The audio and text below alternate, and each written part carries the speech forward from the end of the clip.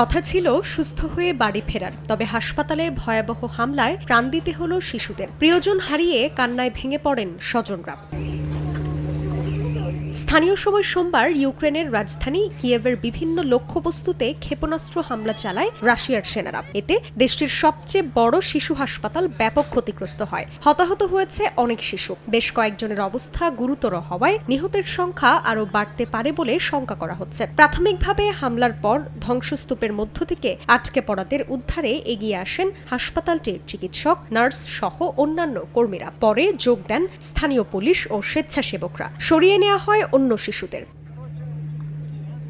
শুধু রাজধানী কিয়েভই নয়, এদিন দিনিপ্রো, ক্রিভিরিহি, স্লোভিয়ানস্ক শহরে অন্তত 40টি ক্ষেপণাস্ত্র হামলা চালানো হয় বলে নিশ্চিত করেন ইউক্রেনের প্রেসিডেন্ট ভলোদিমির জেলেনস্কি। নগদের কাছে সব গ্রাহকই প্রিয়, তাই তো সারা দেশে ক্যাশ আউট চার্জ সবচেয়ে কম। এর মধ্যে দেশটির উত্তর পূর্বাঞ্চলীয় এলাকা সুমিতে একটি বিদ্যুৎ কেন্দ্রেও বিমান হামলা চালিয়েছে রাশিয়া। হামলার পর বিদ্যুৎ পুনরায় চালুর জন্য কাজ চলছে বলে জানিয়েছে স্থানীয় প্রশাসন। তবে বিদ্যুৎ অবকাঠামোতে ক্ষয়ক্ষতি ছাড়া কোনো হতাহতের খবর পাওয়া যায়নি। জান্নাতুল সাদিয়া, সময় সংবাদ।